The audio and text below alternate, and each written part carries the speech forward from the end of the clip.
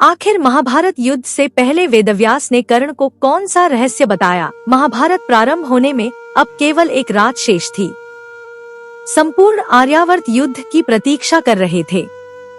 पांडव अपने शिविरों में अंतिम रणनीति बना रहे थे।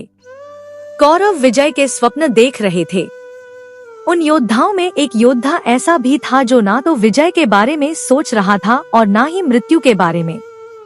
वह सोच रहा था अपने जीवन के उन घावों के बारे में जो किसी अस्त्र शस्त्र ने नहीं बल्कि अपनों ने दिए थे। वो था दानवीर कर्ण। लेकिन उसी रात कर्ण के शिविर में एक ऐसे महापुरुष का आगमन हुआ जिन्हें तीनों कालों का ज्ञान था, जिनकी दृष्टि भूत, वर्तमान और भविष्य सब कुछ देख सकती थी। वे थे महर्षि वेदव्यास। कहते हैं उस रात व्यास ने कर्ण से कुछ ऐसा कहा जिसे सुनकर दानवीर कर्ण के पैरों तले जमीन खिसक गई। उसकी आंखों में पहली बार आंसू आए और कुछ क्षणों के लिए महान कर्ण भी मौन हो गया। आखिर क्या था वह रहस्य? क्या व्यास ने कर्ण को उसकी मृत्यु का दृश्य दिखाया था? क्या उन्होंने बताया था कि अर्जुन उसे पराजित करेगा? या फिर उन्होंने कर्ण को उसके जीवन का वह सत्य बताया जिसे जानकर स्वयं सूर्यपुत्र भी कांप उठा?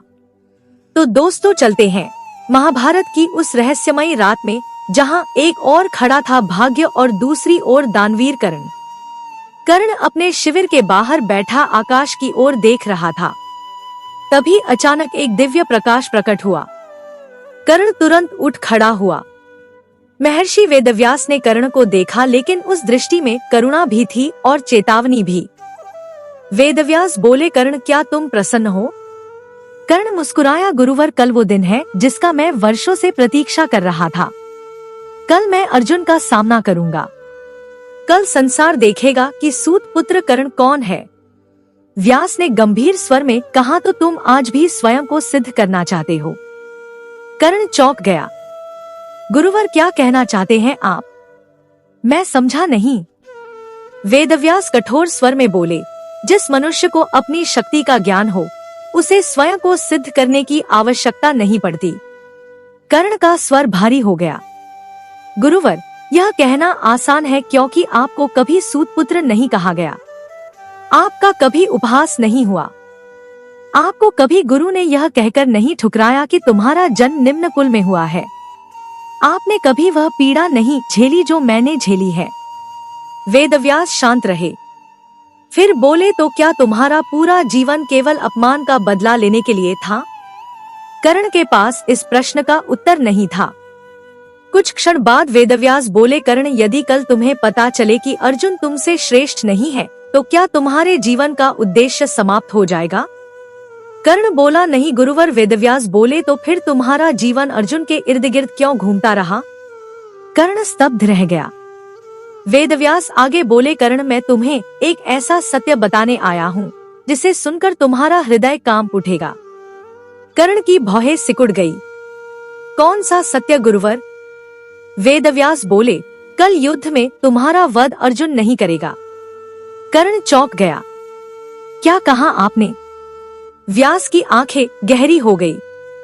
तुम्हारा वध तो वर्षों पहले हो चुका था। कर्ण स्तब्ध रह गया। मैं समझा नहीं गुरुवर। वेदव्यास बोले, जिस दिन तुमने स्वयं को सूतपुत्र मान लिया था उसी दिन कर्ण मर गया था। जिस दिन तुमने दूसरों के शब्दों को अपने सत्य से बड़ा मान लिया था उसी दिन कर्ण मर गया था। जिस दिन तुमने अपनी पीड़ा को धर्म से ऊपर रख दिया था उसी दिन कर्ण मर गया था। कर्ण के हाथ कांपने लगे। कर्ण क्रोध में बोला, बस गुरुवर, संपूर्ण संसार ने मुझे दोष दिया है। अब आप भी मुझे ही दोषी ठहरा रहे हैं। क्या मेरा अपराध केवल इतना है कि मैंने दुर्योधन से मित्रता निभाई? वेदव्यास बोले, नहीं कर्ण, तुम्हारा अपराध मित्रता नहीं है। तुम्हारा अपराध यह है कि तुम सत्य जानते थे। दुर्योधन अंधा था। धृतराष्ट्र पुत्र मोह में अंधे थे। दुशासन क्रोध में अंधा था। परंतु कर्ण तुम अंधे नहीं थे। तुम सब जानते थे, फिर भी तुमने उस मार्ग को चुना। कर्ण की आंखें भर आई। वह करुणा भरे स्वर में बोला, गुरुवर यदि मैं दुर्योधन का साथ छोड़ देता तो संसार मुझे क्या कहता। वेदव्यास बोले, संसार क्या कहता यह मत सोचो, सोचो कि तुम्हारी आत्मा क्या कहती। तब वेदव्यास ने कर्ण के सिर पर हाथ रखा और कहा, सुनो कर्ण, कल जब तुम्हारा रथ धंसेगा, जब धनुष तुम्हारा साथ छोड़ देगा, जब भाग्य तुम्हारे विरुद्ध खड़ा होगा, तब तुम सोचोगे कि यह अन्याय है, लेकिन वह अन्याय नहीं होगा। वह उन सभी निर्णयों का परिणाम होगा जिन्हें तुमने स्वयं चुना था। कर्ण की आंखों से आंसू बह निकले, तो क्या मेरे लिए कोई मुक्ति नहीं है? वेदव्यास मुस्कुराए, है इसीलिए तो युगों बाद भी लोग तुम्हें प्रेम करेंगे।